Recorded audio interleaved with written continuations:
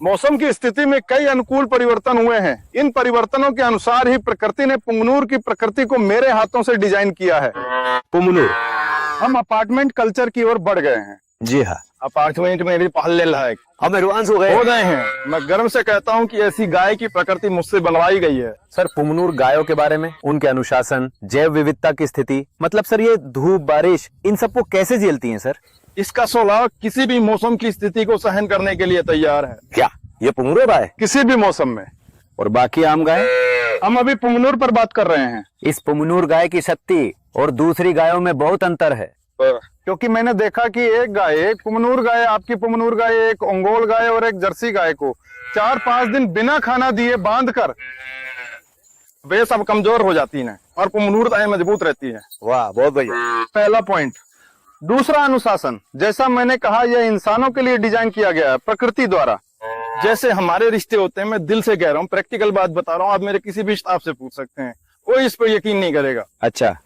पैतृक पीढ़ी, उनकी बेटियों को, हाँ, या नाती पोतों को, उनकी ब्लड लाइन क्रॉस नहीं होती, कुछ भी क्रॉस नहीं होता। ये बिल्कुल। अब ये पिता है, ये अपने बच्चों के साथ क्रॉस नहीं करेगा, नहीं करेगा, छुएगा भी नहीं, हल भी नहीं देगा। कितनी बड़ी बात है सर जन्म में, क्योंकि हमारे यहाँ सब कुछ खुला रहता है। आज तक कोई भी जेनेटिक समस्या नहीं आई।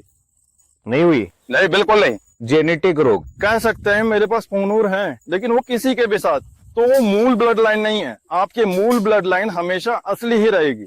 है। अब शेर को देखिए, शेर को राजा क्यों बनाया गया? क्या आप जानते हैं कि शेर की विशेषता क्या है? उसका जीन, उसकी ब्लड लाइन, वो अपने ही रास्ते पर चलता है। अगर वो सामने आए तो तुम हट जाओ, वो मेरे के रिटर्न चलता है। बस यही, जैसे शेर शिकार में सिर्फ एक जानवर को निशाना बनाता है, वो जितना खाना है खा के हट जाता है बाकी जानवरों के लिए। हाँ। वही लोमड़ियां क्या करती हैं? 10-15 को मार कर छोड़ देती हैं, बर्बाद करती हैं। पर शेर ऐसा नहीं करता। हाँ जी, उसका जीन ही ऐसा है।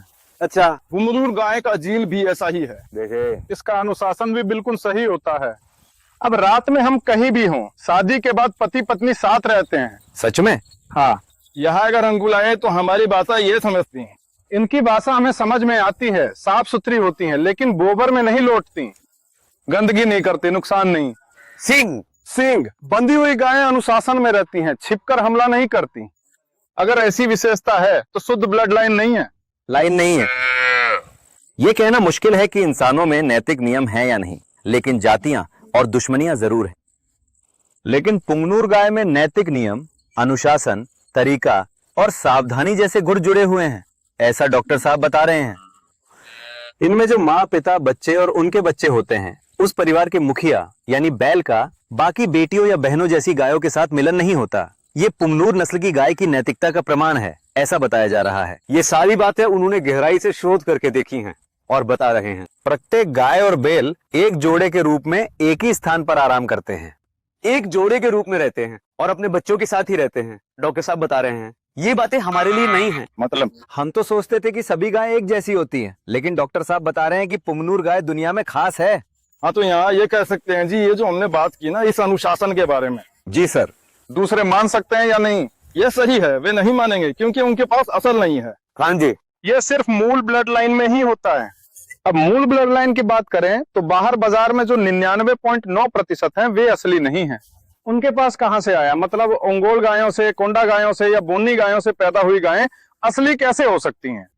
ओहो, पुंगनुर का सीमन लेकर दूसरी गायों से पैदा करवा सकते हैं। रूप वही रहता है, लेकिन उसका जीन वैसा नहीं है। जीन वो नहीं है, मतलब वो उसकी विशेषता नहीं। यही तो हमारी देशी नस्ल की गाय की मुख्य विशेषता है। हमारी नस्लें मिलावटी हो गई हैं, जर्सी आदि से ज्यादातर मिलावट हो चुकी है, मौलिकता नहीं बची। ओंगोल नस्ल हमारी है। असली ओंगोल किसके पास है बताइए? अब नहीं है जी, शायद पाकिस्तान में है, ऐसा कहते हैं। ब्राह्मण नस्ल हमारी है, अमेरिका ने पेटेंट ले लिया, हमें इस पर शर्म आनी चाहिए।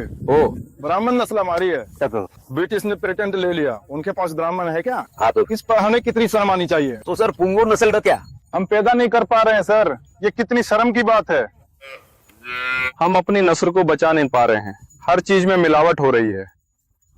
अब देखिए, जिस नस्ल को आप प्राकृतिक रूप से छोड़ देंगे वो प्राकृतिक ही रहेगी सर। हम क्या कर रहे हैं, इधर उधर से इनब्रीड करके उसे बना रहे हैं। और एक बात, किसी भी सीमन बैंक में 99% असली नहीं मिलेगा। हाँ, मिलावट है। बिल्कुल नहीं। आप जाकर देख व्यवहारिक रूप से, उनसे कहिए कि हमें दिखाएं कि ये असली बैल है, उसका जीन परीक्षण करके दिखाने को कहिए, वो तो किसी और से ही पैदा हुआ है। अगर आप पोंगनूर बैल को भी असली मानेंगे तो यह कैसे चलेगा? किसानों को यह मानना पड़ेगा, इसका परिणाम तो आना ही चाहिए। जी हाँ, कितनी भी सरकारी कोशिशें हों, कितनी नस्लें आई, क्या पोंगनूर में एक भी आया? नहीं, पोंगनूर में असली पोंगनूर नस्ल जहाँ तक मुझे ज्ञात है मौजूद ही नहीं। और हमारे जानने वाले पशु फार्म में भी थोड़ा बहुत अनुसंधान चल रहा है, लेकिन अभी तक पूरी तरह से कोई परिणाम नहीं आया है। वैसा नहीं, वो भी मौलिकता नहीं है। अच्छा। वो असली बैल है ही नहीं। हाँ।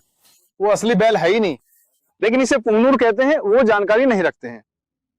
नहीं है। अब एक बात बताइए, मेरे पास पोंगनूर है, अब एक हीरा किसके पास होता है? किसी झोपड़ी वाले के पास होगा क्या? अमीरों के पास होता है जी हीरा, पहुंच वाले के पास होगा। पास होता। वैसे ही पोंगनूर है, ये हर किसी के पास नहीं होता, एक ऊंची पहुंच वाले के पास ही होता है। ये सीधा तर्क है। सच बात है जी। जिसके पास असली पोंगनूर, उसकी किस्मत बदल जाएगी। अच्छा। वो उसे बेचने का अवसर ही नहीं देगा। और अगर हम आजकल बेच रहे हैं तो इसका क्या मतलब है? धोखाधड़ी। धोखाधड़ी है, असली के नाम पे धोखाधड़ी हो रही है। जी हाँ। बाहर जो हो रहा है उसे गर्भवती गाय कहते हैं, वो असली पोंगनूर क्रॉस है ही नहीं। नहीं है। असली पोंगनूर खरास है, दो क्यों बेचोगे? 1 लाख में बेचोगे तो 4 लाख मिलेंगे। सीधा तर्क है जी। जी।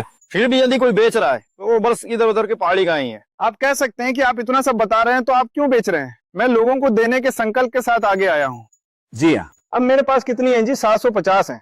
बेचू तो क्या 750 बचेंगी? नहीं जी, कब की खाली हो जाती। कब? एक ही दिन में खाली हो जाएंगी। मैं सारी नहीं दूंगा जी, मैं सब नहीं दूंगा भी तो केवल ऊंचे स्तर वाले को, जिनका उन्हीं मन गुना वालों को दूंगा, उस तरह से बचा के। मतलब जो इच्छुक हैं उन्हीं को दूंगा। माइनस। आज मैं आपको बताता हूँ, हमारी पोंगनूर नस्ल के 10 बैल कलकत्ता के राज बाजार में कुर्बानी के लिए भेजे गए थे।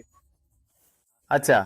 इस रमजान के त्योहार पर आप गूगल पर सर्च कीजिए कुर्बानी पोंगनूर बुल, बहुत सारे आएंगे। किसने दिए? हमारे ही लोगों ने पैसों के लिए दिए। तो देखिए क्या हो गया, नस्ल को बचाना है या नस्ल को मुश्किल में डालना है? अब ये जागरूकता सबके अंदर से आनी चाहिए। जी हाँ। आपके गांव के एक शख्स ने मुझसे 1.5 लाख में बैल मांगा, उसने 1,80,000 का बताकर उन्हें बेच दिया। बचाने की कोशिश कौन कर रहा है? अब ये बदलाव सब में आना चाहिए, हर एक में आना चाहिए। आज हर रोज 7 लाख गायों की दुर्दशा हो रही है जी।